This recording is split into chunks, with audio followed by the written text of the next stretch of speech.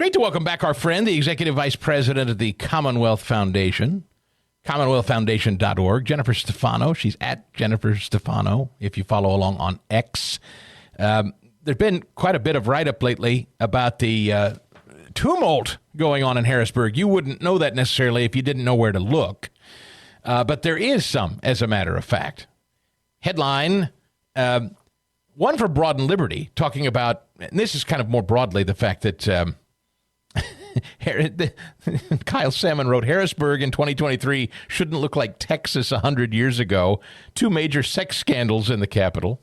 Meanwhile, at the Commonwealth Foundation, they've launched a new website dedicated to exposing the myriad of shady activities of Pennsylvania's Governor Josh Shapiro.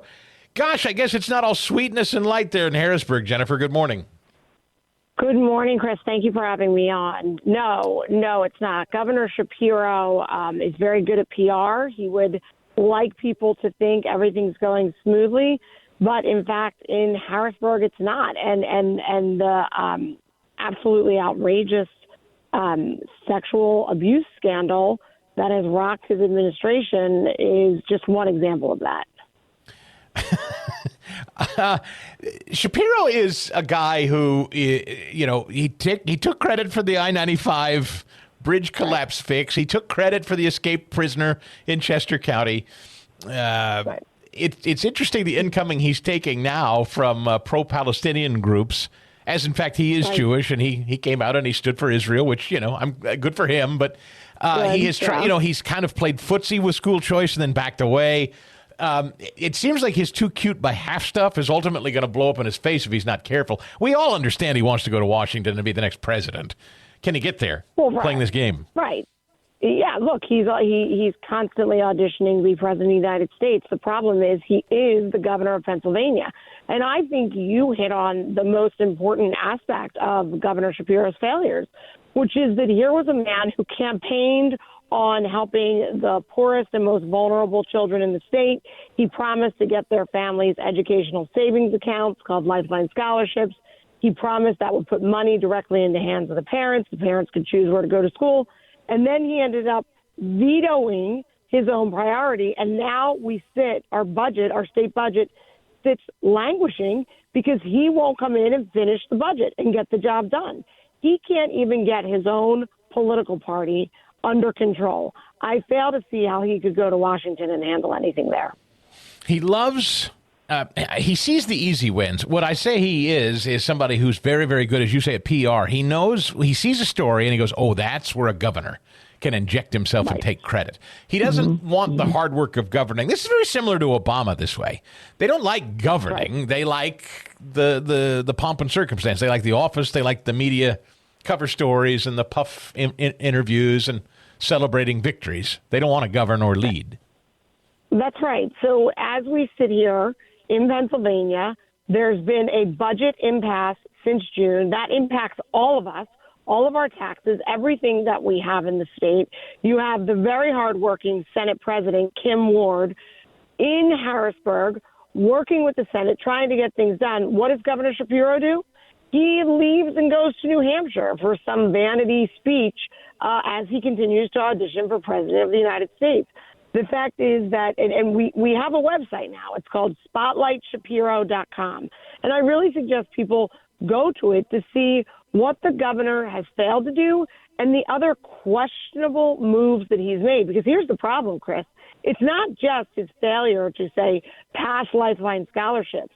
It's the other questionable behavior and decisions that he's making as governor that aren't getting highlighted in the mainstream media. And that's why we created SpotlightShapiro.com. I was sent a message just a bit ago, just as an aside, the third annual Pennsylvania Family Institute March for Life is being hosted today. That probably won't get much attention in Harrisburg either, but I did want to call your attention to it. Yeah. PAFamily.org just notified me of that, and I would be remiss if I didn't mention that. Yeah, but this list, it's pretty comprehensive. He's not disclosing much of anything. He's not disclosing donors. He's not disclosing meetings. He's not disclosing agenda items. So we don't really know what he's doing, if he's doing anything at all. Right. And one thing I think that raises a serious question, and certainly I have this question as a woman, is that one of his longtime friends and closest advisors, Mike Verb, has been accused of sexually assaulting a woman and resigned and signed some non-disclosure agreement. And the day after, or the day he's resigning, the Shapiro administration sends out this congratulatory press release praising Mike Verb. And my question is, I thought Shapiro was for women. I thought the Democratic Party was all about Me Too. I guess that's unless Me Too involves pointing out the sexual harassment or makes allegations about sexual harassment of Democrats. What I want to know is, did Shapiro know about these sexual assault claims? How long had he known it? And apparently, according to some in the media, Mike Verb has a long history of this. So I think it goes back to the question of what did Governor Shapiro know? When did he know it? And why isn't he coming out and talking about that? Why isn't he going back and getting the budget done? Why isn't he helping the poor children of this state, particularly in Philadelphia, by getting and honoring the deal he made with Republicans to create lifeline scholarships in the state? Why is he not disclosing so much information that even Governor Wolf used to disclose? Okay, all the prior governors, for instance, would disclose the donors to their nonprofit for their inauguration party and transition team. Shapiro refuses. He doesn't make his daily calendar available to the public, Chris. We have no idea where he is, what he's doing. Every other governor has done that. Listen, 2 weeks ago, I was in Washington, D.C. for the Excellence in Christian Education Awards, and I was staying at a hotel on the wharf in D.C., and right below my hotel was this dock, that juts out onto the wharf, and the Atlantic, the publication The Atlantic, was having this big annual cocktail party, soiree, media types and all.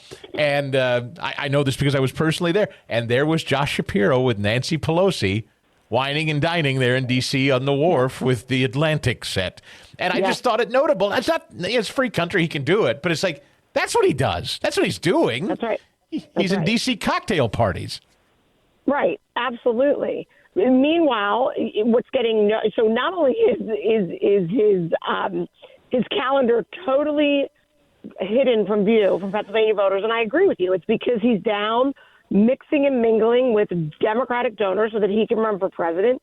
And at the same time, and this is why we created SpotlightShapiro.com, because he unilaterally cancels a multi-million-dollar 27-year contract with Real Alternatives, which funds 83 social service centers across the state. He just up and cancels that. He negotiated in secret with one of his largest campaign contributors on new labor union contracts, and he gave them a 22% salary increase. So while he's down there hiding his calendar, not talking about what he's doing, the mainstream media will never, ever cover the stuff that he is doing that is de facto being done in secret. And I think this is why we created SpotlightShapiro.com. People need to know what's happening. Meanwhile, I'm sure he'll be front and center at Citizens Bank Park for the Phillies postseason. Probably put him up on the big screen so he can wave and smile about I-95 and capturing a murderer or whatever, right? That's right. And then the question becomes who pays for the tickets. There was an instance where Shapiro went to a game, and you're supposed to disclose who paid for the tickets. What funds did you use? I mean, this is part of being a public official. What part of public does Governor Shapiro not get? Jennifer Stefano, it is great to catch up with you, Executive Vice President at the Commonwealth Foundation. I love this new website. It's going to be easy show prep for us. SpotlightShapiro.com, where you can actually watch what he is and is not up to. The Commonwealth Foundation keeps better tabs on Harrisburg than anybody we know. So, Jennifer, thank you for your time this morning. Thank you, Chris. Thanks for doing your job and actually highlighting and looking into what the governor's doing. Really well done.